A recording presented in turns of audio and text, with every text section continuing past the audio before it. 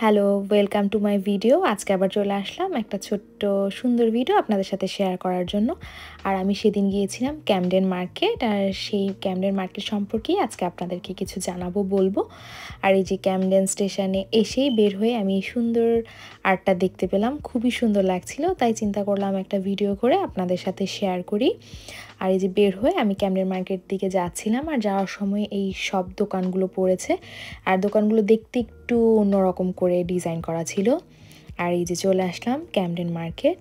আর এই ক্যামডেন মার্কেটটা খুবই বিখ্যাত হচ্ছে আর্ট অ্যান্ড ক্রাফটের জিনিস, আর একটু ভিনটেজ জিনিস, তারপর হচ্ছে যারা অ্যান্টিক জিনিস পছন্দ করে তাদের জন্য এই মার্কেটটা হচ্ছে বেস্ট। আমি অনেক আগে থেকেই চিন্তা করছিলাম যাব, কিন্তু সময়ের জন্য যাওয়া হচ্ছিল না। পরের দিন সময় করে গেলাম।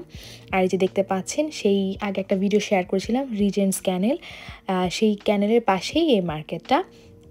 আর যেহেতু কয়দিন আগেই হ্যালোইন গিয়েছে, এখনও সেই হ্যালোইনের ভাবটা রয়ে গিয়েছিল। আর এই যে দেখতে পাচ্ছেন আমাদের সেই সুন্দর কঙ্কাল সাহেব ম্যামরা বসে আছে চেয়ারে, তাদের জন্য এত সুন্দর আয়োজন। আর আমরা প্রথমেই ঢুকেছিলাম, দোতলা একটা বিল্ডিং আছে, সেখানে কিছু খাবারের দোকান আছে, আর এই যে এরকম সাজানো গোছানো ছিল।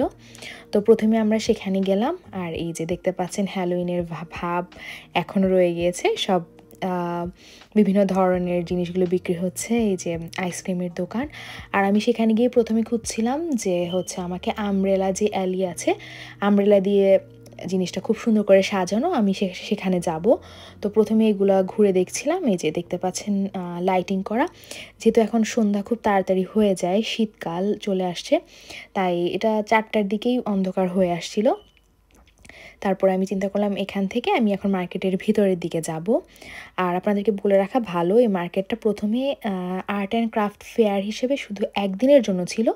পরবর্তীতে এটা এত ভালো চলছিল দেখে এটা এখন পুরো 7 দিনই খোলা থাকে, আর খুব বড় একটা অ্যান্টিক মার্কেট হয়ে গিয়েছে। আর এই যে কথা বলতে বলতে চলে আসলাম আমার সেই পছন্দের আমব্রেলা অ্যালি বলা হয় যেটাকে। এই পুরা রোডটা হচ্ছে আমব্রেলা দিয়ে ডিজাইন করা উপরে, আর দুপাশে হচ্ছে সুন্দর সুন্দর সব অ্যান্টিকের দোকান। আর এই যে এটা হচ্ছে সেই লাইটিংয়ের দোকানটা, যেটা হচ্ছে বিভিন্ন ধরনের ইরানি ঝাড়বাতিগুলো রয়েছে। এরকম যারা পিওর লেদারের জিনিস পছন্দ করে থাকেন তাদের জন্য আমি বলবো এই মার্কেটটা বেস্ট।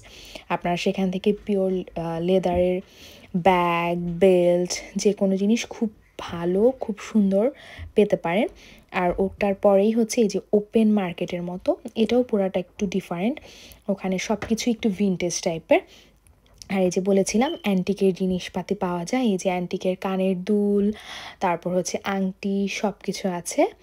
আর হঠাৎ করে যাওয়ার সময় আমার এই শপটা চোখে পড়লো, এটা একটা ইন্ডিয়ান শপ ছিল, একটা কেভের মতো ভিতরে।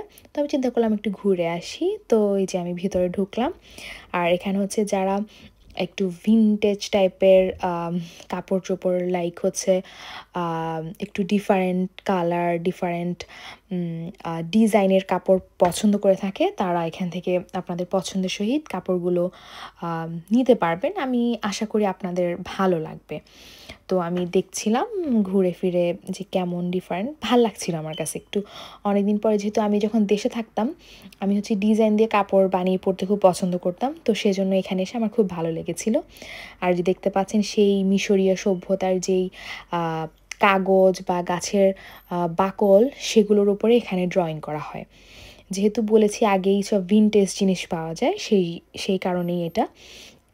আর এই মার্কেটটা প্রথমে বললাম যে এটা একটা মেলার মতো ছিল, পরবর্তীতে একজন ইসরায়েলি বিলিয়নিয়ার, যেহেতু তারা অনেক টাকা সেখানে ইনভেস্ট করেছিল, আর ইনভেস্ট করে, এটা বেশি দিন আগে না, 2014 সালে ইনভেস্ট করে এই মার্কেটটাকে এত সুন্দর, এত লাক্সারিয়াস করে ফেলেছে। আর এখানে অনেক দোকানপাট হয়েছে, তো এখানে অনেক খাবারের দোকান। তো আমরা এখানে একটা খাবারের বক্স নিলাম, ফ্রাইড রাইস আর চিকেন সহ।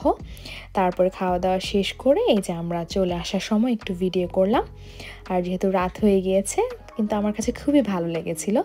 তো আপনারা যদি কেউ যেতে চান এখানে ঘুরে আসতে পারেন। আজকের জন্য টাটা, বাই বাই, আবার দেখা হবে।